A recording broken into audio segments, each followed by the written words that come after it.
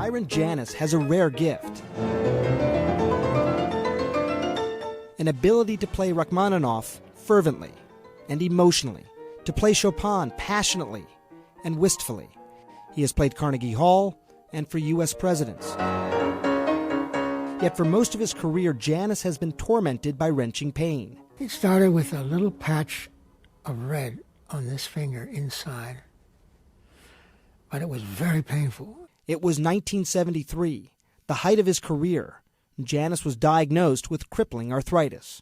At first, I just ignored it. Pain I couldn't ignore, but I ignored the idea that I had an impediment. Ignoring the pain is what Janis says enabled him to continue playing. I learned then about the power of the mind. He started using that power, he says, at a young age, the first time the instruments of his art were threatened. When I was 11, I put my finger through a glass door, and it was severely, severely cut. This joint does not bend, and it's totally numb, which is, for a pianist, rather a disaster, because that's a very important finger. Doctors said, your career is over.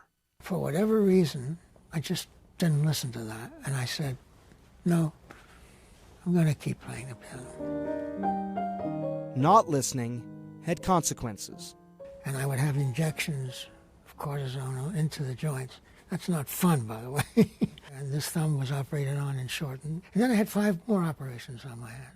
But Janis was determined to transcend pain for his passion.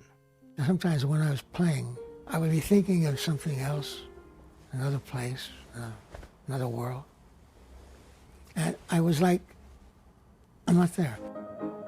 It was harnessing the power of his mind that allowed Janis to hide his condition for years, even as the arthritis sank deeper into his joints. Eventually, though, it all became too much to bear. At a White House event in 1984, Janis finally revealed everything. The disease is still with me. I have it, but it does not have me. The moment was at first cathartic. I took no medication at all for 9 months, and I was fine. But then his arthritis came back with a vengeance, and the tipping point, an operation on his thumb, left him crippled. Janis slipped into a deep depression. He confined himself in his apartment, refusing to play. After a year, Janis's wife, whose father is the actor Gary Cooper, asked him to compose a piece for a documentary about her father. It was that piece that brought Janis back. I looked at my thumb and I remember saying, I want to have a little chat with you. And I went and found ways, tricks, if you will, to use my right hand instead of my left hand for the thumb. And you know that I went back to playing after that year. I can still play, and this is what I want to show people. That I have been playing with this for all my life.